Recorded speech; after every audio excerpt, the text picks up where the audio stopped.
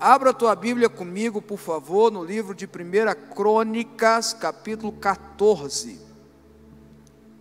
Livro de 1 Crônicas. 1 Crônicas vem logo depois de Reis, que vem logo depois dos livros de Samuel. Então é Samuel, 1 e 2 Samuel, 1 e 2 Reis, 1 Crônicas. 1 Crônicas, capítulo 14.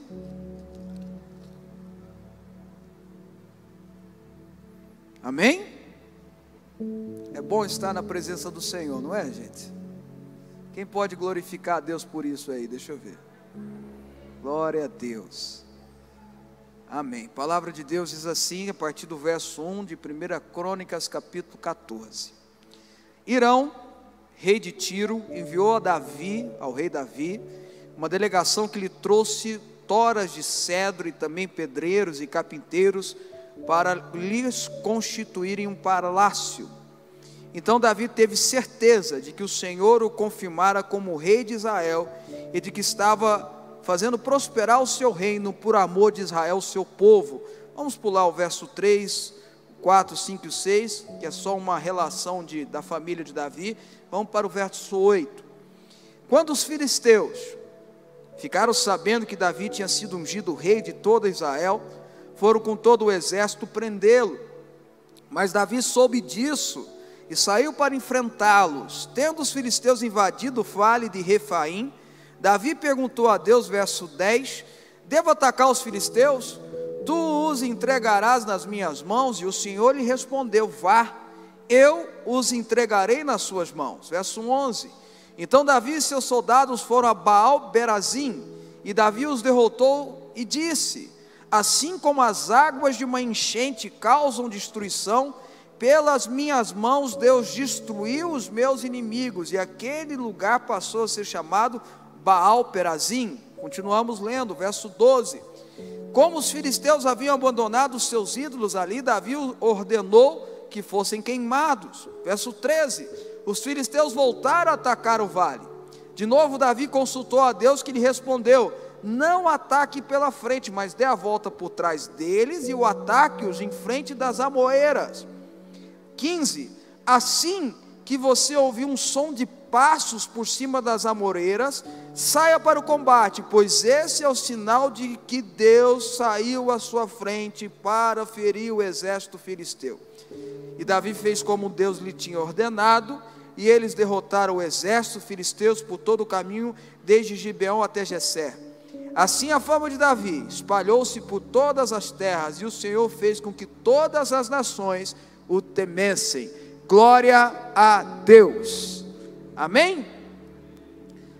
A Bíblia começa aqui narrando no verso 14, nós lemos praticamente todo o capítulo 14 de 1 Crônicas, que Davi, após se tornar rei de toda Israel, Davi começou a reinar depois da morte de Saul, primeiramente em Judá, em Hebrom, pegando só o território de Judá e parte do território de Benjamim. Eram duas partes do extenso território de Israel. Depois de 7 anos, o povo de Israel resolveu fazê-lo rei de toda Israel, e ele começa a reinar em Israel, e reinou sobre todo Israel 40 anos. Mas no começo do reinado dele, aqui registra o começo do reinado de Davi, Davi com pouco mais de 30 anos de idade. A Bíblia conta que Hirão, o rei de Tiro era um país um pouco ao norte de Israel, mandou a ele uma delegação. Na verdade, Hirão ficou sabendo que Davi tinha interesse em construir na sua cidadela de Jerusalém, que ele tinha acabado de conquistar, na fortaleza, tinha interesse de construir um palácio, um centro administrativo, um lugar para ele morar, mas um lugar para ele reinar, governar. E Hirão, também interessado, evidentemente, numa política de bons relacionamentos econômicos, que seria bem viável para ele também, envia toras de cedro, envia materiais, envia pedreiros, como um laço diplomático para Davi. E a Bíblia diz que através desse ato, eu gosto muito desse texto, através desse ato Davi tem a certeza de que ele era de fato uma pessoa escolhida por Deus, que de fato Deus tinha colocado ele para reinar, e o seu reinado ser próspero em Israel. nesse ato de Irão. Irão é usado por Deus para confirmar algo na vida de Davi. Veja, irmãos, preste muita atenção, a vida de Davi era sobrenatural do começo ao fim. Nos seus 14, 15 anos aparece lá um profeta e unge ele com óleo precioso e fala que ele é o próximo rei de Israel. Depois de um tempo, com seus 17, 18 anos de idade, até menos se for o caso, ele vai lutar contra o maior lutador, guerreiro daquela época, um gigante Golias, e ele vence apenas usando uma funda e uma pedra. Deus dá a vitória para ele. Depois ele se torna genro do rei, ele se torna um soldado, ele se torna um general de guerra. Por fim o rei quer matá-lo, e ele tem que fugir desse rei. Ele fica anos fugindo, ele fica anos se escondendo em cavernas, até que Deus permite que ele habite numa cidade chamada Ziclac, onde ele começa a constituir ali um governo, um reino para o povo que estava junto com ele, para o povo que estava seguindo ele, e agora ele se torna rei de toda Israel. Ele tinha motivos de sobra para acreditar que Deus estava com ele, mas a Bíblia ensina que até esse momento ele não tinha uma confirmação no coração dele. Havia uma confirmação no céu, havia uma confirmação de Deus, mas o coração humano, a humanidade de Davi ainda não tinha aceitado aquilo. Então Deus usa um homem chamado Irão para confirmar no coração dele. Muitas vezes a gente tem tantas promessas lançadas na nossa vida, falas e falas e falas, e mesmo assim continuamos na incredulidade. Mesmo assim continuamos perguntando: será? Agora, vamos aprender com Davi. Davi, mesmo nessas ações, mesmo tendo dúvida, mesmo tendo questionamento, eu só leio alguns dos seus salmos, mesmo tendo questionamento, Davi não deixou de confiar em Deus, Davi não deixou de ter fé, porque no final das coisas é fundamental, é importante, ou melhor, o que é fundamental, o que é importante para o cristão é ele ter fé. Vocês estão entendendo? Quem está comigo aqui, deixa eu ver. Davi teve fé, ele acreditava. Então Deus pensou, raciocinou. Olha só que eu estou falando, misericórdia, irmãos. Deus envia Irão para confirmar algo no coração. Irmãos, Deus vai enviar um Irão na tua vida para confirmar algo no seu coração. Deus vai enviar um Irão na tua vida para confirmar uma mensagem para você. Mas eu vou ser mais ousado. Deus vai te usar como um Irão para abençoar outros, para que através da sua vida você traga uma confirmação de fé no coração de pessoas que precisam, um fortalecimento de fé no coração de entes e familiares, de pessoas, de vizinhos, de pessoas que trabalham junto com você. Você vai ser um instrumento de Deus para trazer uma confirmação no coração deles. Você crê nisso, amém? Bom, aí Davi tem essa certeza, ele tem essa confirmação no coração, através da vida de Irão, e os filisteus ficam sabendo.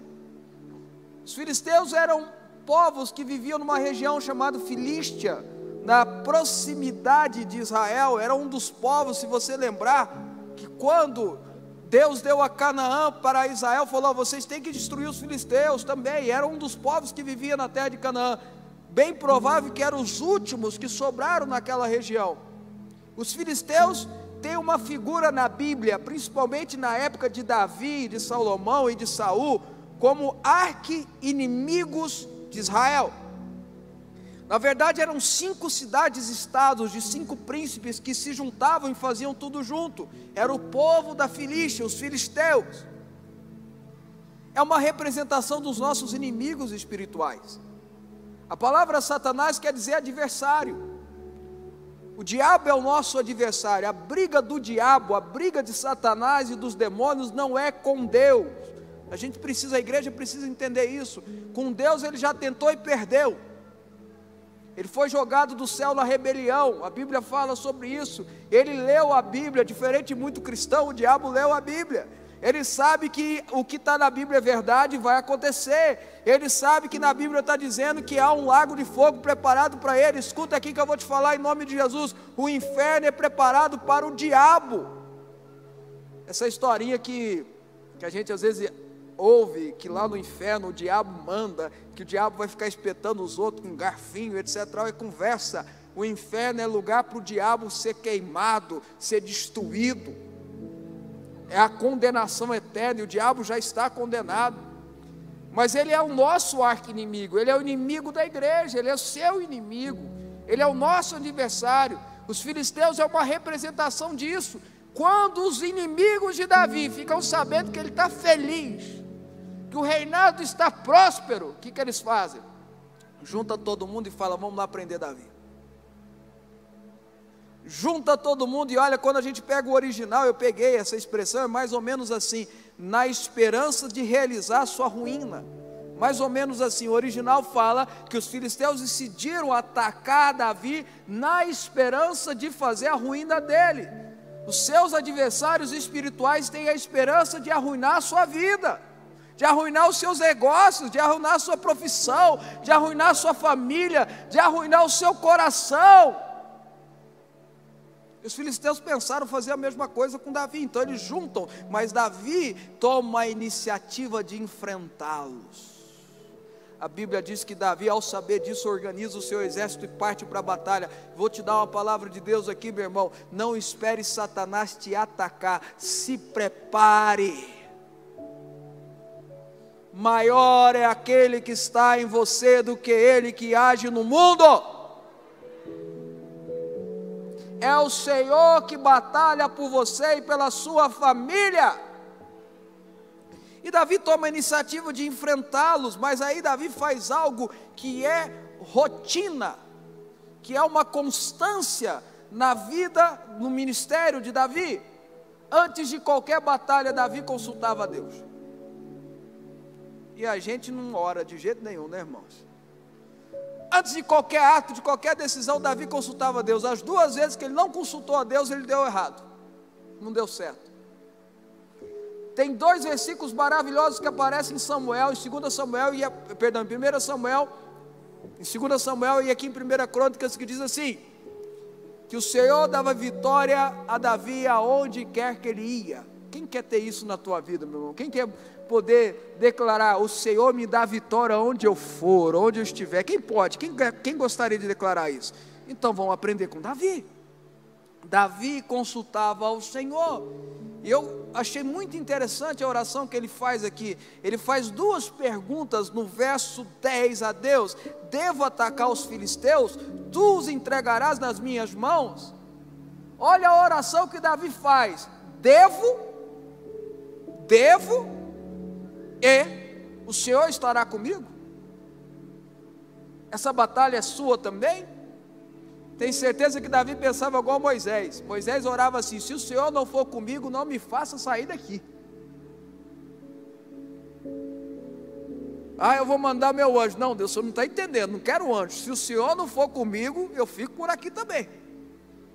Era a oração de Moisés. Davi, da mesma forma, ele faz 2 perguntas: eu devo, o Senhor vai estar comigo? Querido, deixa eu dar uma palavra de Deus para você. Antes de tomar qualquer decisão, em qualquer área da sua vida, nos seus negócios, em qualquer área da sua vida, pergunte a Deus: devo? E se o Senhor estará com você? 2 perguntas que você tem que fazer: eu devo, Deus? Eu devo fazer isso? Eu devo fazer isso, Deus? Hoje a bispa Priscila, pregando no culto das 10 horas, ela falou uma coisa muito interessante aqui. Ela falou assim, ela mostrou através do texto, usando Maria, Marta e tal, ela falou assim: a gente é muito igual Marta e Maria. Quando algo acontece com a gente, ao invés de perguntar, ela fez 2, né, ilustração: Maria e Marta na morte de Lázaro, e Maria, mãe de Jesus, quando acabou o vinho. Eu achei interessante, né? Quando Lázaro morreu, Jesus chega, Maria e Marta fala para Jesus: se o Senhor tivesse aqui, isso não tinha acontecido. Aí ela fala que lá quando acabou o vinho naquela época representava tudo: celebração, festa, alegria, tudo de bom no casamento era relacionado a vinho. Faltou vinho, ou seja, o casamento estava sendo um fracasso, a festa estava um fracasso.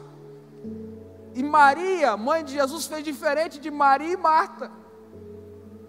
Ela foi atrás, ela mandou os servos, ela foi atrás de Jesus e perguntou: o que eu faço? Aí a bispa Priscila falou um negócio aqui, ela falou assim: gente, vamos falar a verdade, se a gente tivesse no lugar lá, no casamento, a gente ia ser Maria e Marta, em vez de ser Maria, mãe de Jesus. A gente ia falar: Jesus, por que o Senhor deixou isso acontecer, Jesus? É ou não é, irmãos? Quando uma coisa acontece de ruim na nossa vida, a gente já fala: Jesus, por que o Senhor fez isso? Por que o Senhor permitiu isso, Jesus? É assim ou não é? Se o Senhor não estivesse aqui, Jesus, eu não te entendo, Jesus, oh Jesus, e tal. E Maria, mãe de Jesus, ensinou a gente a fazer outra coisa. Acabou o vinho? Pergunta para Jesus o que faz. Coisas ruins acontecem. Quando acontece, a gente não pode reclamar. A gente tem que perguntar para Jesus: e agora? O que eu faço? Vocês estão entendendo ou não, irmãos? Davi podia ter falado assim: Deus, eu acabei de ter paz. Eu acabei de arrumar aqui meu castelozinho, acabei de arrumar meu governo, está na hora de eu pensar em agricultura, está na hora de eu pensar em economia, chega de batalha. Não, Davi perguntou: devo? E o que eu vou fazer? O Senhor vai estar comigo? Vocês estão entendendo o que eu estou falando ou não, irmãos? Quem está me entendendo? Deixa eu ver aqui, quem está comigo? Irmãos, nós temos que aprender a orar. Tiago, o apóstolo Tiago fala assim: pedis e não recebeis, porque pedires mal. Tiago capítulo 4. Para esbanjar em vossos próprios prazeres. Irmãos, tem gente que pede e não recebe porque está pedindo errado. Então eu estou te dando uma palavra de Deus para romper na sua vida agora, em nome de Jesus. Faça como Davi: Deus, devo? E se Deus falar que não deve? Estou fora. O Senhor vai estar comigo? E Deus responde: sim, vou estar com você, parte para a guerra. Então Davi parte, vence os filisteus numa batalha, e ele dá uma declaração: como as águas rompem, como as águas vêm e rompem onde passam. Aqui na NVI usa uma expressão mais para a nossa compreensão: como uma enchente de águas vem rompendo tudo. Eu rompi o ataque dos filisteus e venci. E por isso Davi chama aquele lugar de Baal Perazim. Perazim quer dizer brecha, lugar de buraco, uma abertura. Deus fez uma abertura em Baal, que era o Deus dos filisteus. Deus veio e rompeu como a água e deu vitória a ele. Quem está me entendendo aqui, irmãos? Aí ficou por isso mesmo. Glória a Deus, vamos exaltar o Senhor, lógico, evidente. Mas enquanto Davi estava adorando e exaltando o Senhor, os filisteus se organizaram e atacaram de novo. Irmãos, constante na vida cristã: ataques, ataques, ataques. Vou repetir: é uma constância na vida cristã: ataques, ataques, ataques. Eu brinco, né? Casamento é assim: tem a crise dos 5 anos, depois tem a crise do 6º ano, depois tem a crise do 7º, depois tem a crise do 8º, depois vai até a crise do 25. Aí depois da crise do 25, sabe qual que vem a crise? Do 26, depois do 27, até que chega na crise dos 50. E depois, aí começa outra crise, a crise dos 51, etc. Vocês estão entendendo o que eu estou falando ou não? E crise financeira, irmãos? Nós somos brasileiros ou não somos? Crise financeira é com nós mesmos. É ou não é? Quer povo mais carimbado, tarimbado, preparado para enfrentar a crise financeira igual nós? Não tem. Eu tenho uma cunhada da bispa Priscila, que ela fala uma coisa que é legal. Ela fala assim, que brasileiro que é rico. Eu se assustei, ela fala: esse americano não é rico coisa nenhuma, não. Europeu não é rico, não. Brasileiro que é rico. Eu falei: mas por quê? Uai, brasileiro compra trem a dólar 5,60, lógico que a gente que é rico. Eu falei: mesmo, ela tem razão nisso aí, irmão. Brasileiro que se sobrevive assim, é uma constante isso, irmãos. Então a gente vence o primeiro ataque como uma enchente que vem e destrói o nosso inimigo, e quando a gente está celebrando, os inimigos se reorganizam e atacam de novo. Só tem um jeito dos inimigos não te atacar: você não ter sucesso. Só tem um jeito de você não ter inveja na tua vida, você não ter sucesso. Só tem um jeito de ninguém falar mal de você, você ser um pleno desconhecido. Se você começar a ter sucesso, vão ter inveja de você. Se você começar a vencer, os inimigos vão tentar te atacar. Se você começar a expressar Jesus, que é uma função do cristão, brilhar a luz de Deus através de você, para que os homens glorifiquem a Deus ao olhar as suas obras, vão atrair inimigos. Quem está me entendendo, quem está comigo, faz assim com a mão. Então a Bíblia diz que os filisteus voltam a atacar, está no verso 13, e Davi mais uma vez pergunta para Deus. Só que Deus faz de outra forma, Deus dá uma estratégia. Deus fala assim: você não vai atacar de frente, você vai atacar por trás. Irmãos, olha que coisa maravilhosa aqui, presta atenção por favor. Deus, o nosso Deus, o maravilhoso Deus que servimos, é Deus estrategista. E como Deus estrategista, Ele ama dar, e eu provo na Bíblia por vários textos, Ele ama dar estratégias ao seu povo. Deus é Deus de estratégia. Olha, querido, meu irmão, minha irmã, Deus vai dar uma estratégia para os seus negócios. Deus vai dar uma estratégia diferente para os seus negócios. Deus vai dar uma estratégia para você conquistar a sua família para o Senhor. Deus vai te dar uma estratégia para você ter uma vida ministerial avançada. Deus vai te dar uma estratégia para você conquistar o coração dos seus filhos. Deus vai dar uma estratégia para você restaurar o seu casamento. Deus vai dar uma estratégia para você vencer em todas as áreas. Deus é Deus de estratégia. Davi, você não vai atacar de frente, não, você vai atacar por trás. E vai esperar, perto das amoeiras, porque quando você ouvir, agora presta atenção, porque isso aqui é importante e eu vou terminar. Quando você ouvir um barulho de marcha em cima das árvores, das amoeiras, é que você vai atacar. Irmãos, a Bíblia, ela resume fatos. O que está na Bíblia é o que Deus quer que a gente saiba, mas evidentemente aconteceu muito mais coisas. Eu falo isso aqui, você acha mesmo que Paulo só escreveu 11 cartas? Numa época que só se comunicava por cartas?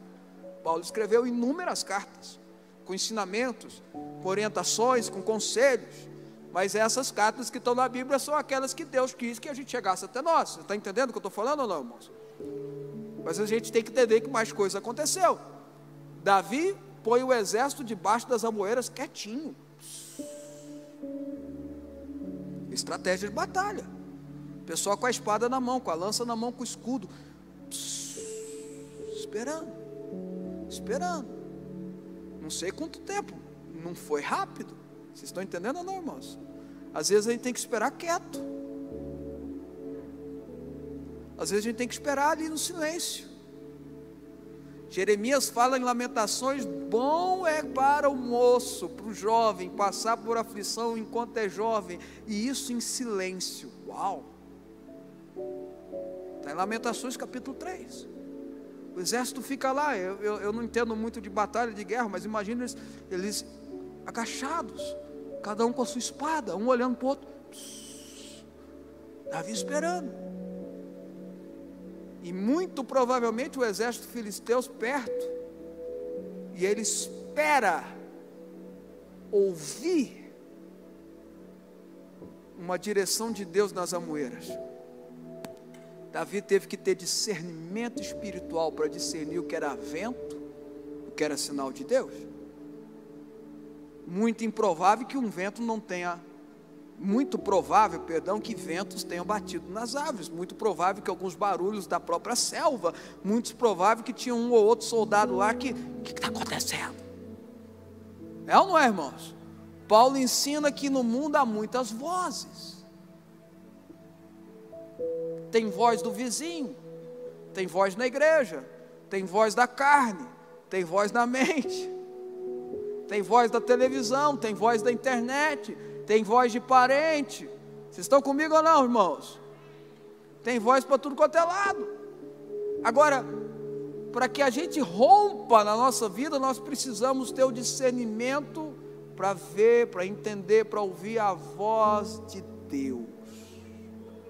Davi teve esse discernimento E quando ele ouviu, ele atacou e venceu os filisteus. E aí a Bíblia diz que Deus fez ele famoso, Deus fez ele vitorioso, Deus fez ele abençoado até hoje. Tanto é que aqui quase 4.000 anos, estamos 3.000 e tantos anos depois, estamos falando sobre ele aqui, irmãos. Porque ele tinha discernimento, ele sabia ouvir a voz de Deus. Irmãos, está aí um desafio importante para o cristão: saber discernir e ouvir a voz de Deus. Veja que não era a voz que ia sair do nada, né? A gente tem essa mania, cristão fica esperando aquele negócio Hollywood, aquela voz grossa falar com a gente. Às vezes eu escuto um pastor aí, na fonte, não, graças a Deus não tem muito disso não, mas um pregador aí que ele fala assim: Deus falou comigo hoje, Deus falou comigo ontem, Deus falou comigo amanhã, eu fico com uma inveja, irmãos, partindo do pressuposto que não seja mentira. Mas eu acho que tem muito pastor que fala que Deus falou com ele, que pega até Deus de surpresa. Deus falou comigo, Deus falou, eu falei? Lógico que eu estou brincando, nada pega Deus de surpresa. Mas vocês estão entendendo o que eu estou falando ou não? É ter discernimento, porque olha, como é que Deus falou para Davi? Através de um barulho das árvores.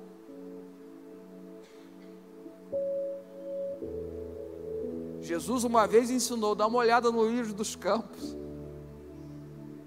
Através dos lírios dos campos, através daquela flor, Jesus estava falando com os discípulos.